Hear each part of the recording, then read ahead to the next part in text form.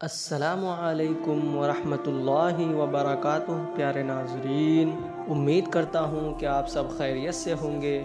اللہ کی سلامتی اور اللہ کی رحمتیں ہوں آپ پر۔ چند حدیث مبارکہ اس ویڈیو کے ذریعے آپ تمام دوستوں کے لیے لے کر حاضر ہوا ہوں۔ امید کرتا ہوں کہ آپ ان حدیث مبارکہ کو غور سے سنیں گے اور لاسٹ تک ضرور دیکھیں گے۔ لائک اور شیئر کرنا بالکل بھی نہ بھولیں۔ اللہ کے رسول صلی اللہ علیہ وسلم نے فرمایا، دین کا علم سیکھو اور دوسروں کو بھی سکھاؤ۔ چلیے دوستو، ویڈیو کو شروع کرتے ہیں۔ حضرت ابن عباس رضی اللہ عنہما سے روایت ہے کہ ایک مرتبہ جبرائیل علیہ السلام نبی کریم صلی اللہ علیہ وسلم کے پاس بیٹھے ہوئے تھے۔ اتنے میں آسمان سے کچھ کھڑکا سنائی دیا۔ انہوں نے سر اٹھایا اور کہا، یہ آسمان کا ایک دروازہ کھلا ہے جو آج سے پہلے کبھی نہیں کھلا تھا۔ اس سے ایک فرشتہ اترا ہے۔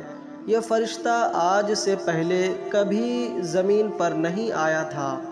اس فرشتے نے حاضر خدمت ہو کر سلام کیا اور عرض کیا، خوشخبری ہو، آپ کو 2 نور دیے گئے ہیں جو آپ صلی اللہ علیہ وسلم سے پہلے کسی نبی کو نہیں دیے گئے تھے۔ ایک سورہ فاتحہ، دوسرے سورہ بقرہ کی آخری 2 آیات۔ آپ ان میں سے جو جملہ بھی پڑھیں گے وہ آپ صلی اللہ علیہ وسلم کو ملے گا۔ یعنی اگر تعریفی جملہ ہے تو تعریف کرنے کا ثواب ملے گا، اور اگر دعا کا جملہ ہے تو دعا قبول کی جائے گی۔ حضرت عبد الملک بن عمیر رحمۃ اللہ علیہ فرماتے ہیں کہ رسول اللہ صلی اللہ علیہ وسلم نے ارشاد فرمایا، سورہ فاتحہ میں ہر بیماری سے شفا ہے۔ حضرت ابو ہریرہ رضی اللہ عنہ سے روایت ہے کہ رسول اللہ صلی اللہ علیہ وسلم نے ارشاد فرمایا، جب تم میں سے کوئی سورہ فاتحہ کے آخر میں آمین کہتا ہے تو اسی وقت فرشتے آسمان پر آمین کہتے ہیں۔ اگر اس شخص کی آمین فرشتوں کی آمین کے ساتھ مل جاتی ہے تو اس کے پچھلے تمام گناہ معاف ہو جاتے ہیں۔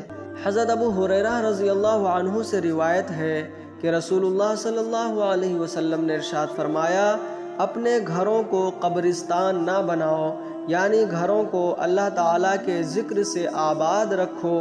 جس گھر میں سورہ بقرہ پڑھی جاتی ہے، شیطان اس گھر سے بھاگ جاتا ہے۔